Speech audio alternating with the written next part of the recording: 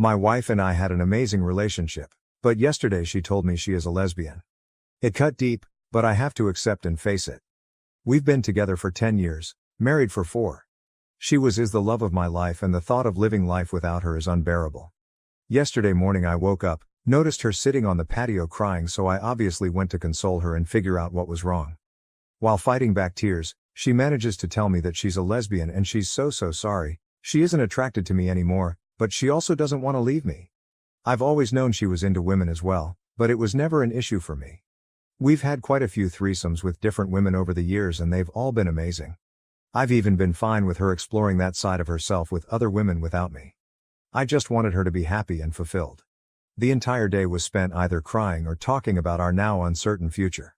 All the plans we had made about buying a home, travel, getting dogs and cats, retirement, went up in smoke. We had a fantastic sex life up until just a few days ago. We would have sex at least a few times a week and we rarely failed to get each other off. We experimented and grew with each other over the years, exploring new kinks and figuring out new ways to please one another. I told her I didn't blame her, that if she really is a lesbian it's not her fault and she hasn't really done anything wrong. But it doesn't make it hurt any less. She's my best friend. We have such a wonderful, supportive relationship and we've been through so fucking much together. I can't stand the thought of losing her and starting over. She said she doesn't want to leave me, that she still wants a future with me, just without the sex. But she also understands how unfair that is to me, so she's fine with me finding a fuck buddy or two if I want it. All I really want is her though. I'm so insanely attracted to her and I make sure to tell her so every day. She's the sexiest woman in the world to me, but finding out that attraction is one-sided has obviously shattered my heart and crippled my self-esteem. I don't know what to do. I'm certain most of the comments I get will be along the lines of move on or the classic, lawyer up, start hitting the gym, but I don't know if I'm strong enough to do that. I'm praying she's going to wake up and realize she made a mistake, that she's just overwhelmed and confused. Deep down I know that's not how this works, but the wounds are still so fresh I'm grasping at any little straws of hope I can find. We don't have any kids, all our pets have passed away, but we did just move into a new house last week so we may be stuck together until next March at least. I just want my wife back. Comments and OP's replies. Lord Christivus, this is why you're going to have to eventually leave. It's too much of a burden to live with. Can you imagine every day, being so close to someone you love like that and being unable to be with them, not just sex, I think you know what I mean. Can you imagine listening to her get off with someone else? It was hot when you were doing it as an activity together, but it'll be different going forward. Right now, you might be against hearing any advice to move on, and that's fine. But it's a special kind of hell you're about to enter. You won't even begin to heal until you've had a clean break and some time to process everything. Source.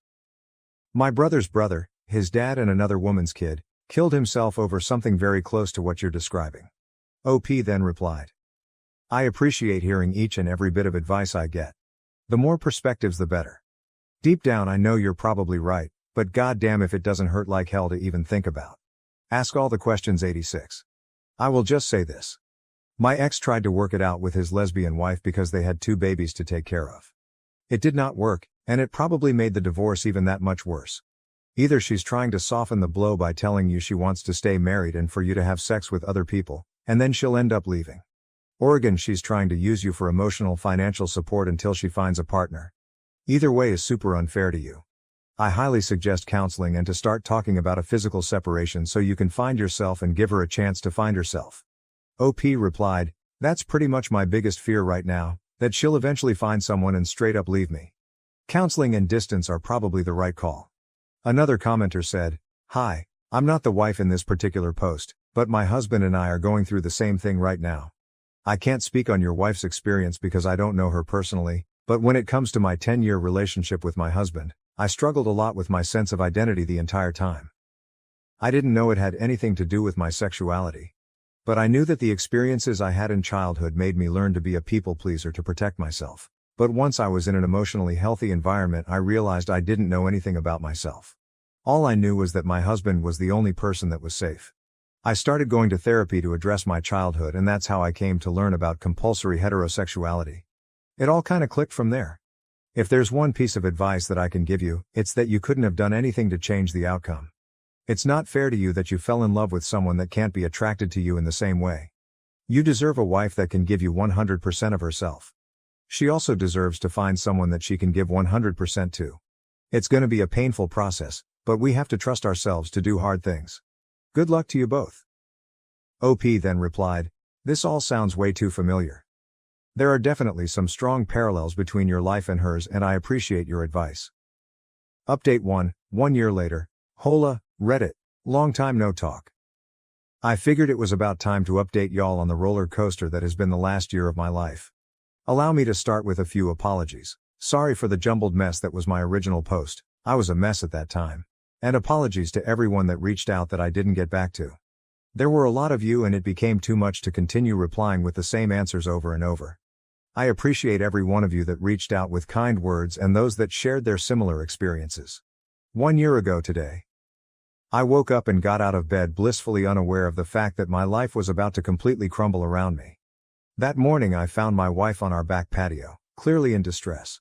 So obviously I put on my best husband hat and went to figure out what the issue was. I assumed it was something work-related, but I was very wrong. While fighting back tears, she manages to tell me that she's a lesbian and she's so very sorry. I'll never forget the feeling of the world closing in on me as the most intense fear, panic, confusion and grief began to set in. Initially she said she wasn't going to leave me, that we could do couples therapy and figure out a path forward together. Of course I agreed. 3 days after receiving that news, I was informed by my mother that my stepdad was diagnosed with stage 4 lung cancer. 3 days after that, I was told by my father that my stepmom was also diagnosed with skin cancer. Thankfully my stepmom had surgery and is cancer-free. But my stepdad wasn't as fortunate. He passed away last November. He was a wonderful, funny, kind, successful and impressive man and I miss him a lot. Having all of these things hit me within a week caused me to completely spiral out of control. I refrained from going to work. I couldn't eat. I couldn't sleep. I merely existed. I became one with my couch and distracted myself with hockey podcasts and weed. My wife did her best to be there for me, but she was obviously going through her own turmoil and she retreated into her own world, physically and emotionally. For a bit of backstory, she had spent her life with crippling anxiety, and the mere thought of a tough conversation was enough to cause her to break down crying. But months prior to all this, she had begun taking anti-anxiety meds, so now she was finally able to communicate to me not only that she was gay, but all the other times I had let her down. 10 years worth of moments I had been inconsiderate or insufficient as a partner. I always thought we had communicated well, but apparently that was more one-sided. And I had always thought I did a wonderful job as a husband. I tried to be attentive, thoughtful, caring and compassionate. I was never abusive or cheated. We rarely fought, and when we did we always ended up talking it out like adults. I thought I was doing a great job, but I wasn't doing the things she needed out of a partner. But since she never communicated it to me, how was I to know? Hearing about all these little moments that I had let her down hurt like hell, but it also gave me a light at the end of the tunnel. A mission. Save marriage. I couldn't do anything about her being gay, but I could damn sure make up for every instance of neglect. I put together a plan to prove to her I was worth staying with. I surprised her with a picnic, got us tickets to the circus, made a reservation at a restaurant for the first time in my life and took her for her favorite kind of food. I began learning French. She's French-Canadian. I took the lead on planning our next big vacation. I started writing her a song. I was going to give her guitar lessons since she had expressed interest in the past.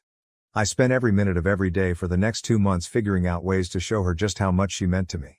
She was also able to confess that she wanted children. We had agreed early on that kids weren't on the table, but she had a change of heart. And for her I would have absolutely done it, and I told her so numerous times. In May she left the country for a girls' trip to the Dominican. It had been planned for at least a year. We agreed to go minimal contact during the week-long trip so she could get her head straight and really figure out what she wanted. We actually hooked up the day before she left, and it was the first time in 2 months I felt like everything was actually going to be okay. But the day she came home, she officially ended our marriage. Now one of the toughest parts of this situation was we had just moved into a big new house with a few roommates on March 1st. Neither of us could afford to have her just move out right away. It would have screwed ourselves and our roomies over financially. We live in Vancouver and it's bloody expensive here. So we figured out a system of sharing the room. There were even times where we would still share the bed, but it eventually became too painful. So I renovated the large shed in our backyard with a futon, air conditioning and a TV and basically lived in it all summer. She began dating someone, so as time went on, she was gone more and more until she had basically moved out but continued to pay rent. During these months, so many people close to me went through tragedies too. One of my closest friends lost his mom to cancer. A good friend from high school lost his wife to cancer too. I had known her through work, and got to see them begin their relationship, get married and have a beautiful daughter only for it to end so unbelievably tragically. And mere weeks before my stepdad's passing, my stepsister's longtime partner chose to end his life. The amount of grief I felt for myself and those close to me was unbearable. Unfathomable. So much loss in such a short period of time. Every day for months I thought about ending it all, but kept going mostly because I couldn't do that to my parents. For all the bad that took place, there was actually some good. I quit my toxic but well-paying job in May due to being so overwhelmed and their lack of sympathy towards my situation. And that led me to find an absolute dream job a few months later. Now I work as the quality control guy for a large music retailer's guitar department. I get to play, test and fix guitars every day and it's a dream come true. A few buddies and I entered a radio contest last summer and actually won it. We improvised a 30-second commercial, submitted it, and out of 80+ entries, we won $10K in nationwide play. My ex-wife actually saw our commercial play on the big screen before a movie once. I started a stupid YT channel with a good friend doing dumb reaction videos. It's not even remotely successful yet, but it's a fun outlet. The Christmas prior to my wife coming out, she had bought me the Blu-ray box set of the entire Dragon Ball Z series. And somehow we managed to watch all of it. Before, during and after the split. I'm quite proud of that for us. And finally, last November I met someone really special. She was also out of a long-term marriage and they had split for pretty much the same reason. We've been officially dating since New Year's Day. She's absolutely wonderful. Beautiful, intelligent, successful and an insanely talented artist. She's inspired me to start painting and I've inspired her to take up guitar. We've been helping each other heal and enjoy life again. My ex and I are on good terms. We still care about one another and only want the best for each other. She was there when we saw my stepdad for the last time. She and my mom are still friendly, which honestly makes me really happy, and she officially moved out on March 1st of this year. It's been a wild ride. From breaking down and bawling my eyes out 10 times a day, to where I am now. With the best job I've ever had and a fun, promising new relationship. I truly didn't think I'd make it through, but I have. Thanks for reading, y'all. Comments and OP's replies. Train driver? Bob said, geez. Same but different. My wife is a lesbian too. When I met her she was a lesbian, or so I thought. Turned out she was bi. Didn't bother me, we loved each other. Fast forward 13 years we split amicably. Wasn't meant to be. And now she's a lesbian again. But she's still my best friend. And we have both supported each other through our pain and depression. When we split I promised myself I'd support her, and the kids, as best I could. 6 months later her grandma died. 1 year later her mom died, and another 6 months later her dad died. JFC, it's been a bloody roller coaster. I'm glad you've moved on to living a fantastic life. OP's reply, oh man that's tough. Lots of respect for maintaining a friendship with her, I know how tough it can be. All the best. Dry Problem 9310 said, damn OP, your resilience is crazily amazing. From your writing, aside from the issue with your ex and toxic workplace, I am assuming that your social relationship with friends and both parents/step-parents are amazing, no? I am praying nothing but all the best for you. OP then replied, I absolutely adore my parents. They're the sweetest, kindest, most loving people. And I have a wonderful circle of friends that have been there for me throughout all this. I don't know where I'd be without them all. Appreciate it. Thank you for watching. If you haven't subscribed yet, please do so and hit the notification bell to stay updated with more shocking real-life stories happening around you.